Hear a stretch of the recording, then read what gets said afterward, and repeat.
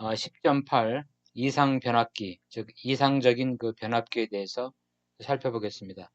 그러니까 변압기라고 하는 것은 전원과 부하의 그 교류 전력을 연결시키는 소자로서 1차 코일의 전원을 1차 코일에는 전원을 연결하고 2차 코일에는 부하를 연결시키는 그런 역할을 합니다.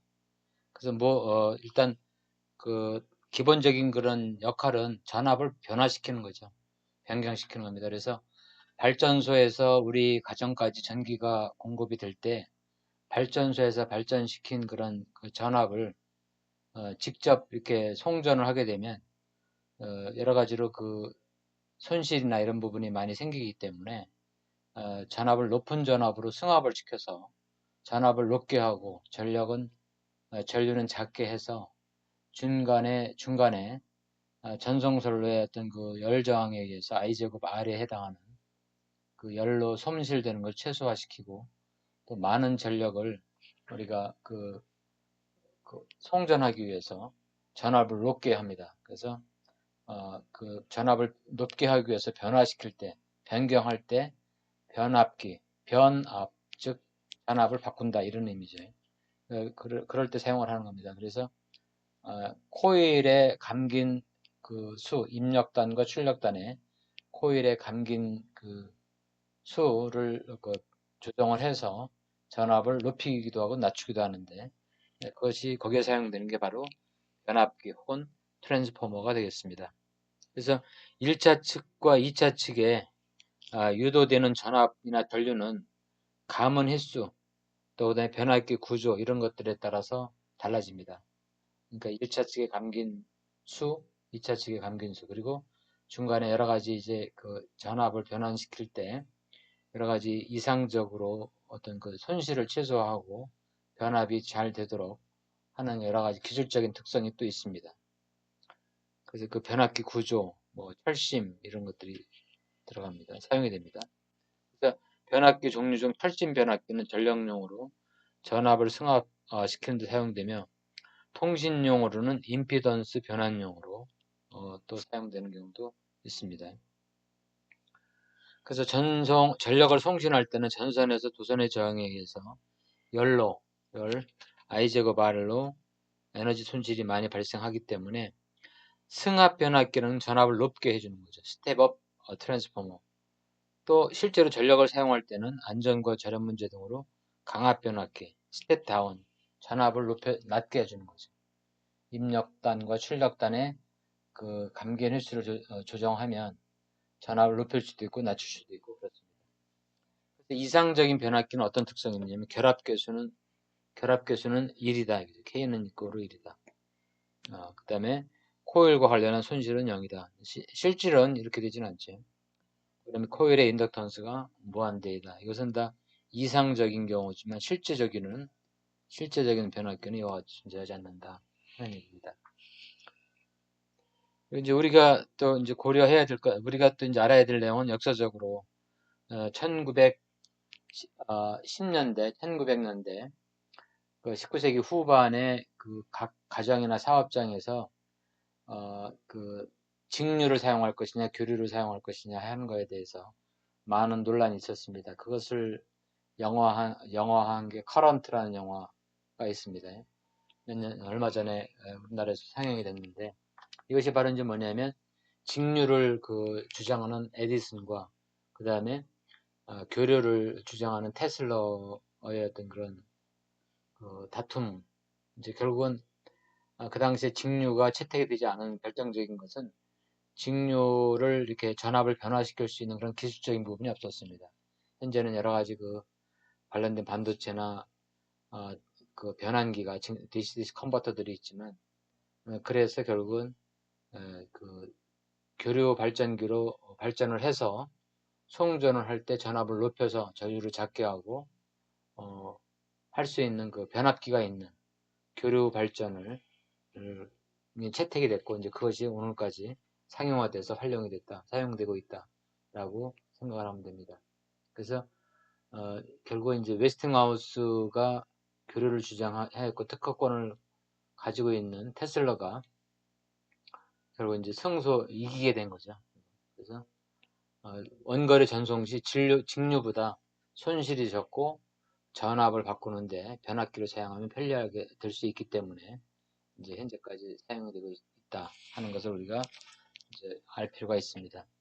자, 이상적인 변압기의 어떤 구조를 보면 그림과 같이 생각해 볼 수가 있는 겁니다. 입력단의 전압을 V1이라고 하고 출력단의 전압을 V2라고 하고 그 다음에 입력단의 그 감긴수를 우리가 N1, N2 그 다음에 입력단의 전류, 출력단의 전류 이렇게 우리가 했을 때 어떤 식이 성립이 되느냐면 3의 10의 34처럼 V1분의 V2는 N1분의 N2 이렇게 됩니다. 또는 이것을 우리가 곱셈 표현을 하게 되면 이런 식으로 되죠. V1 곱하기 N2는 V2분의 N1 이런 식으로. 그래서 항상 여러분들이 기억해 반면에 이제 전류는 이런 식으로 됩니다. 그래서 전류와 전압은 또 이런 식으로 바뀌고. 그래서 여러분들이 변압기에서 꼭 기억해야 될 식은 변압기 관련된 식은 V1 입력 전압 대 출력 전압은 이 감균수에 비례합니다. N1분의 N2 이렇게. 혹은 전류는 이거랑 반대로 I2분의 I1 이렇게 됩니다. 이 식만 여러분들 기억을 해두면 변압기 관련된 감긴 횟수와 그 다음에 전압과 전류식을 다 알 수가 있습니다. 여기서 또 이제 우리가 생각해 볼 수 있는 것은 이렇게 대각선을 곱해보면 결국 뭐예요? V2 곱하기 I2는 V1 곱하기 I1이다. 즉 입력단과 출력단의 전력은 같다 하는 것을 확인할 수가 있습니다. 전력은 동일하다 이거죠. 동일하다. 전력 손실이 없다는 가정 하에서 결국 입력단의 전압이 커지면 그리고 전류가 작아지면 출력단에서는 반대로 또 이 전압을 작게 할 경우 전류를 크게 해줄 수 있는 거죠. 그래서 이것을 여러분들이 기억을 해두면 변압기 관련된 문제를 해결하는데 쉽게 대처할 수가 있다라고 생각을 합니다. 그래서 이것을 이제 요식을 정리해 놓은 것이 내용이 되겠습니다. 손실 없는 변압기 입력단의 전압과 출력단의 전압비는 1차 코일의 가문수와 N과 출력단의 가문수 N2와 권선비에 비례한다.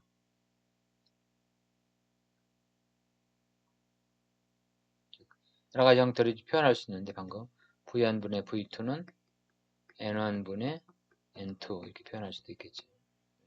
같은 얘기죠. 그 다음에 1차 입력 전류와 출력 전류의 비는 권선비의 역수와 같다. 전류 비는 이제 반비례하는 것으로 되어 있죠. 1차 코일의 에너지가 공급되는 비율은 2차 코일에 공급되는 에너지 비율과 같다. P1과 P2 전력이 같다 하는 겁니다. 그래서 요 관계식 다시 한번 정리를 하면 1차 측과 N1과 N2 이 감균수에 비례하는 것은 전압이고 V1, V2 그리고 전류는 뭐예요? 반대로 I1, I2분의 I1 이 관계를 여러분들이 기억을 해두면 되겠습니다. 자, 그러면 예제를 같이 한번 살펴보겠습니다. 변압기 관련 문제. 자, 10.7에 내부 저항이 2kΩ인 전력 증폭기와 임피던스가 5인 스피커 사이에 변압기를 이용해서 연결하려고 한다. 이런 이제 앰프가 있는 거죠. 앰프가 있고 여기에 스피커가 이렇게 연결이 되어 있는 거죠. 그래서 그 사이에 이제 코일이 있다는 거죠. 변압기가 있다는 거죠. 보통 뭐 우리가 IPT, OPT 하는 것들이 이런 그 트랜스포머죠. 변압기. 그래서 이제 신호는 건너가고 전기적인 잡음은 차단시키기 위해서 변압기가 이렇게 중간에 그 소리의 증폭을 시킨 다음에 스피커랑 연결이 돼서 이렇게 하는 겁니다. 연결이 되어 있는 겁니다. 자, 여기서 여러분들이 주의해 줘야 될 것은 1차 측과 2차 측의 권선비가 N2분의 N1 했을 때 이것을 잘 생각을 해야 됩니다. N2분의 N1. 그러니까 N1 대 N2가 20대 1이다 이거죠.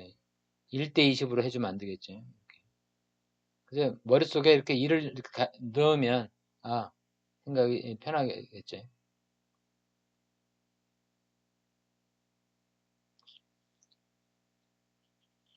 네. 20대 1. N2분의 1차 측에 흐르는 전류는 20mA다. 자, 2차 측의 전류를 I2는 구하라 이런 얘기죠. 이게 지금 N2분의 N1이니까 이런 식의 공식을 생각을 해봐야 되겠죠. N2분의 N1은 V2분의 V1 또 I1분의 I2 이렇게 돼야 되겠죠. 그럼 이제 결국은 이렇게 이제 곱해보면 I2를 구해보는 거죠. 즉 N2 곱하기 I2는 N1 곱하기 I1이니까 여기서 I2는 N2분의 N1 곱하기 I1 이렇게 되겠죠. 따라서 요 식에서 I2는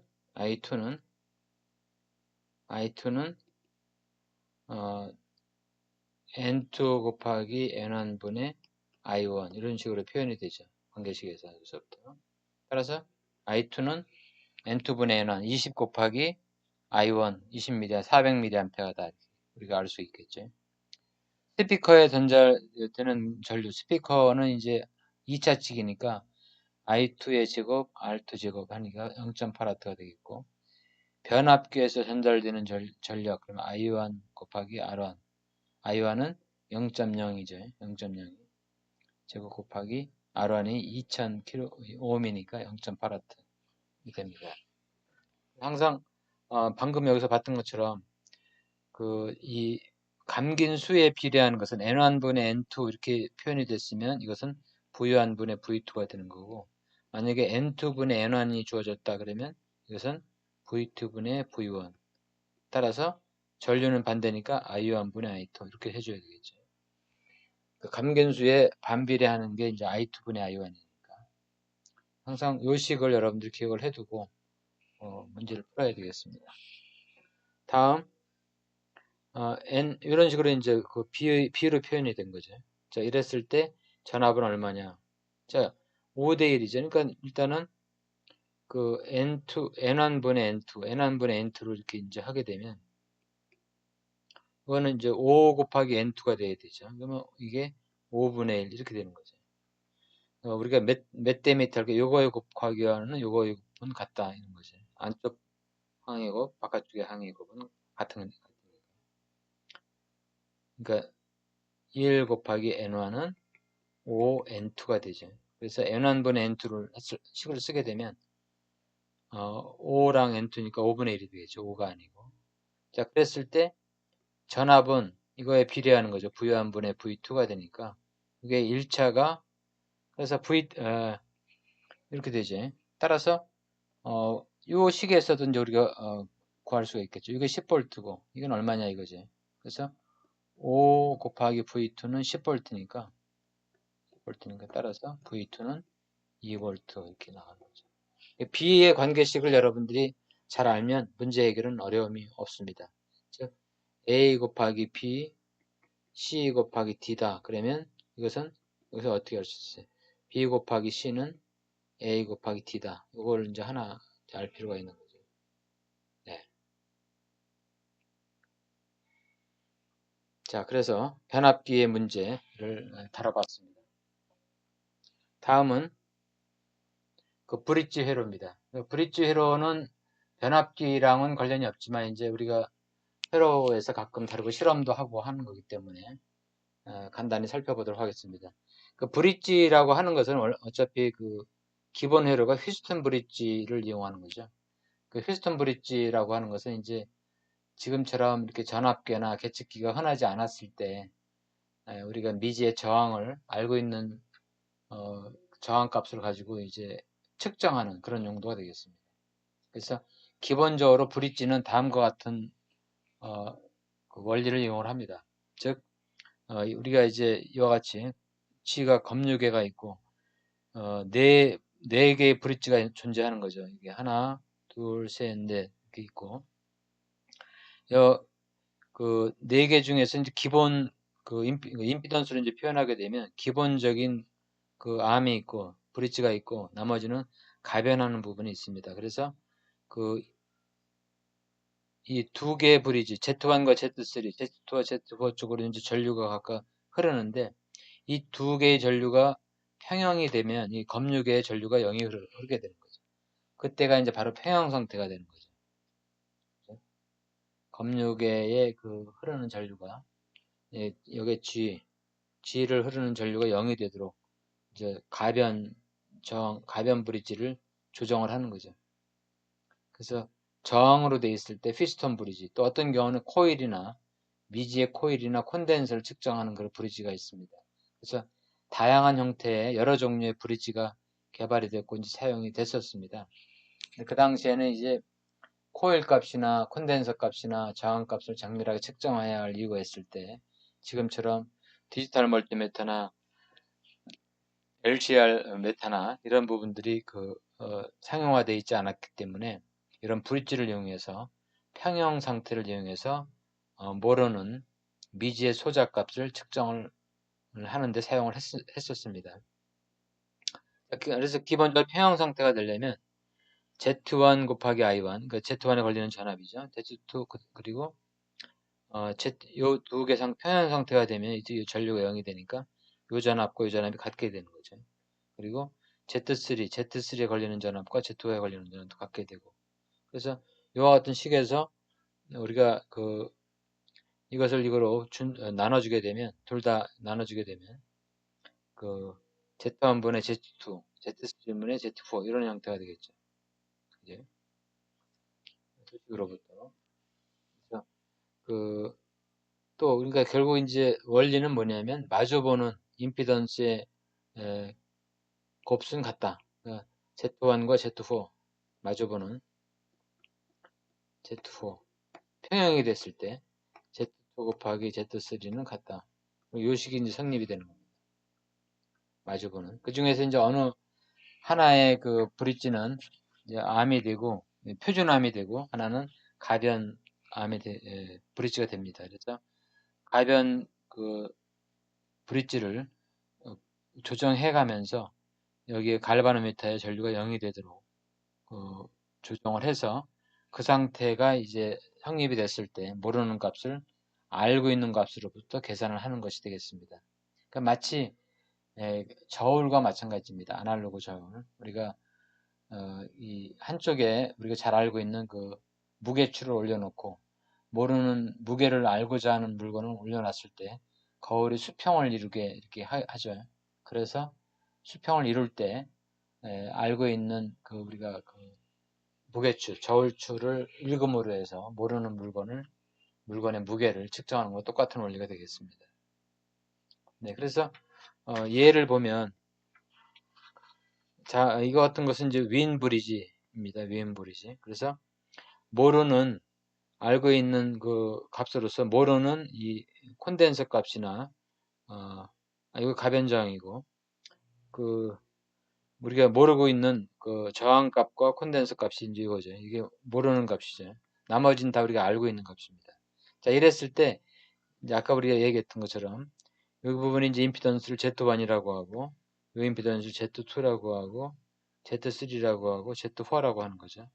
그래서 C1과 R1을 조정을 해서 가변저항과 바리콘, 베리어브 콘덴서를 조정을 해서 G가 0이 되는 그때 그 값을 찾는 거죠. 그래서 이제 0이 되면 Z1 곱하기 Z4가 여기 Z4죠, 여기가.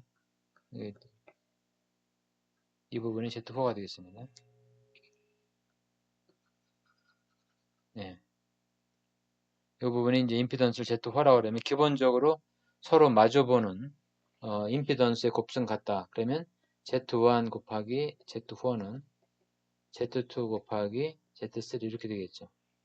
그래서 우리가 알고 있는 C1, R1, R2, C3를 이용을 해서 미지의 R4하고 C4의 값을 찾는 거죠. 평형 상태 됐을 때 임피던스는 이와 같기 때문에 이때에 이제 그 값을 우리가 가지고 C4나 R4의 값을 유도해내면 되겠습니다. 그래서 이것을 위인 브리지라고 합니다. 위인 브리지. 네.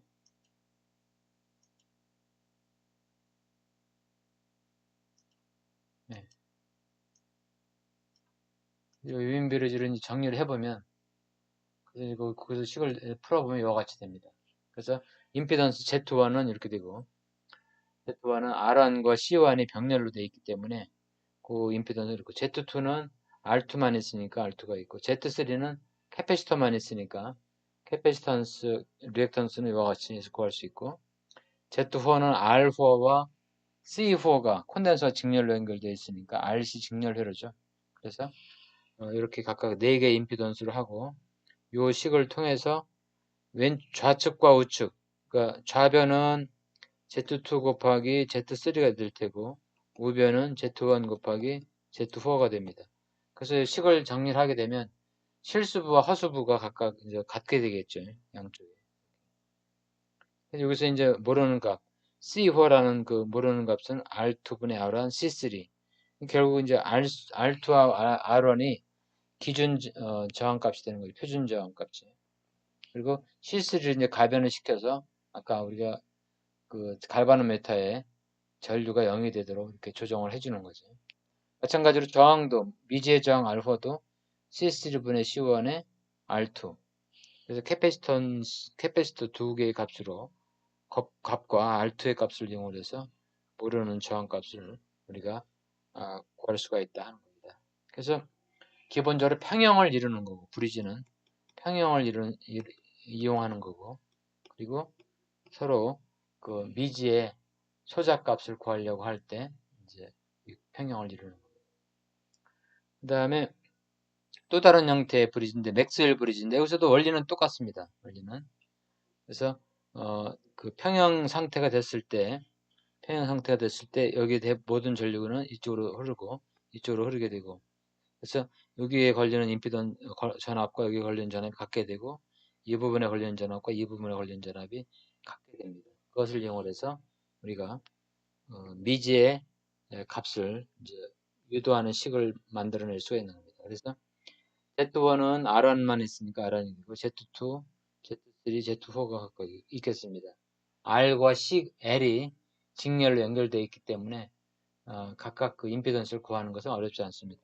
자, 그래서 두 개의 그 평형식 Z1, Z2, Z2 곱하기 Z3 서로 마주보는 그 임피던스의 곱선 같은 것으로 해서 우리가 우리가 모르는 값, 구하고자 하는 값, 그 LX와 RX, LX와 RS 이 값을 우리가 구할 수 있는 거죠. LX 코일 값과 미지의 저항값 이것을 유도해낼 수가 있습니다. 그래서 이와 같이 이렇게 이제 이게 이제 Z1이고 ZS죠. Z 이것을 Z4라고 되어 있네. Z1, Z4 이게 이제 Z2, Z3가 되겠죠. 그래서 이 식이 각각 되니까 여기서 이제 실수부하고 허수부가 각각 나눠지는 거죠. 그래서 실수부는 실수부끼리 갖게 되고 허수부는 허수부끼리 갖게 돼야지 두 개의 그 복소수가 같은 것으로 해석을 해서 풀 수가 있는 거죠. 예, 그래서 미지의 LX와 RX 저항값을 알고 있는 LS 표준값, 스탠더드 표준값과 저항값의 비로 우리가 구할 수가 있게 되겠습니다. 이 밖에도 유사한 방법으로 여러 가지 미지의 소자값을 측정할 수 있는 브릿지가 제공이 됩니다. 이상 그 브릿지에 대해서 살펴봤습니다.